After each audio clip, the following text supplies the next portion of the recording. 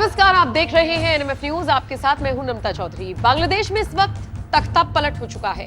शेख हसीना की सरकार पलट चुकी है। अपनी जान बचाकर वो भारत में छुपी हुई हैं, वापस अपने देश लौटने की बात कर रही हैं, लेकिन ये कब कैसे मुमकिन होगा, ये देखने वाली बात होगी। शेख हसीना को भारत सरकार द्वारा संरक्षण क्या मिला?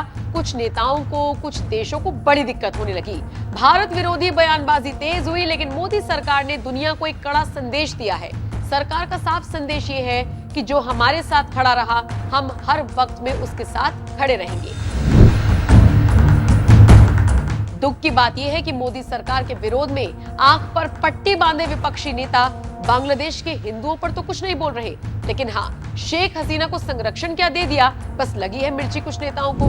खैर, बात करें अगर बांग्लादेश के हालातों की, तो वहां पर माइनॉरिटीज पर लगातार अत्याचार हो रहा है, कोई बचाने वाला नहीं है। लिहाजा खुद सड़कों पर उतरकर हिंदुओं ने अब हल्ला बोल करना शुरू कर दिया है। दूसरी तरफ भारत की बात करें तो भारत में बीजेपी के सारे नेता, लगभग सारे नेता बांग्लादेश के हिंदुओं के लिए हल्ला बोल कर चुके हैं। इसी कड़ी में उत्तराखंड के मुख्यमंत्री पुष्कर सिंह धामी ने भी अपनी संवेदनाएं प्रकट की। उन्होंने कहा, मुझे दुख है कि हमारे देश में जाति और धर्म को आधार बनाकर विभाजनकारी भावनाओं को पोषित करने वाले लोग बांग्लादेश में हिंदुओं पर हो रहे अत्याचार पर मौन है। विश्व में हो रही अनेक घटनाओं पर ये लोग अपनी टोली बनाकर कैंडल मार्च निकालते थे, लेकिन आज हिंदुओं पर हो रहे उत्पीड़न को देखकर इन्होंने आंखें बंद कर ली हैं। इन लोगों के लिए केवल और केवल वोट बैंक महत्व रखता है, न कि हिंदुओं का मानवाधिकार। सुनिए पुष्कर सिंह धामी ने और क्या कुछ कहा। बांग्लादेश में हिंदुओं पर हो रहे अत्याचारों को देखकर व्यथित हैं। आप सब लोग टेलीविजन देख रहे होंगे, आप सब लोग समाचार पढ़ रहे होंगे, और मैं अपनी बात बताऊं तो वहाँ से जितनी खबरें आ रही हैं, उन खबरों को देखकर मन बहुत व्यथित हो रहा है। और मैं रात को ठीक प्रकार से सो भी नहीं पा रहा हूँ। जिस प्रकार से वहाँ से चित्र आ रहे हैं, जिस प्रकार से वहाँ पर अत्याचार हो रहा है, मुझे दुख है कि हमारे देश को जाति पाति के बंधनों में बांधे रखने वाले तमाम हमारे सामने जो आज प्रधानमंत्री आदरणीय मोदी जी का विरोध करते हैं, विपक्षी पार्टियों के लोग हैं, वो सारे के सारे इस अवसर पर चुप हैं। तो मेरे मन में नहीं, मैं समझता हूँ कि आप सबके मन में भी ये प्रश्न आ रहा होगा कि आखिर ऐसा क्यों हो रहा है। उनके लिए क्या हिंदुओं का जो मानवाधिकार है वो मायने नहीं रखता क्या? शायद नहीं,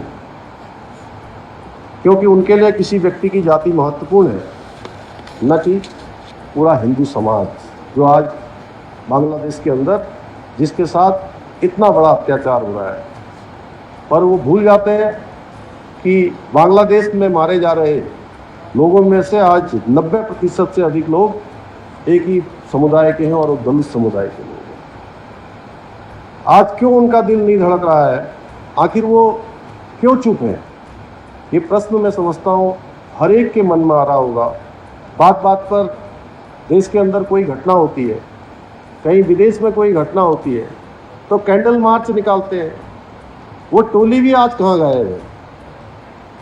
एक शब्द किसी के मुंह से नहीं निकल रहा है। मेरा मानना है कि आज भी अगर हम नहीं चेते तो भविष्य में भारत को भी बांग्लादेश जैसी स्थिति से गुजरना पड़ सकता है, और कुछ लोग इस प्रकार की स्थिति को भी चाहते हैं।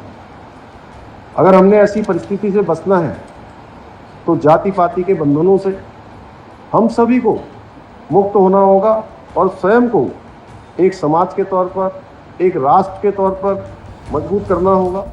बांग्लादेश को लेकर सीएम धामी ने जो कुछ भी कहा, वो हर विरोधी नेता को भी सुनना चाहिए और समझना चाहिए कि इस प्रकरण को राजनीतिक चश्मे से देखने के बजाय इसकी गंभीरता को समझना होगा।